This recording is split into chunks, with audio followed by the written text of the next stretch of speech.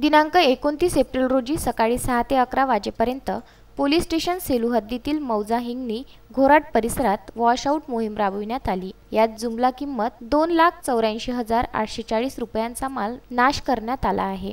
एकीकडे पोलीस रखरखत्या उन्हात कर्तव्य बजावत रस्त्यावर चौकाचौकात उभे राहून कोरोना आजाराची नागरिकांत लागण होऊ नये म्हणून खबरदारी घेत आहे, तर काही पोलीस योद्धा जिल्ह्यात दारूचा नायनाट करण्यासाठी साखर झोपेतून उठून वॉशआउट मोहीम राबविण्यात दंग आहे। सकाळपासूनच 5 तास सुरू असलेल्या कारवाईत घोराड हिंगणी परिसरात दारू भट्टीचे 2 अड्डे मिळून आले। त्या ठिकाणी एकूण 9 रनिंग हातभट्ट्या व त्यामध्ये 900 लिटर उकळता मोहा, रसायने भरलेल्या 20 ड्रममधील एकूण 4000 लिटर कच्चा मोहा सडवा व गावठी मोहादारूच्या 6 कॅनमध्ये एकूण 168 लिटर असलेली मोहदारू व इतर साहित्य असा एकूण अंदाजी किंमत 2,84,800 रुपयाचा माल मिळून आला।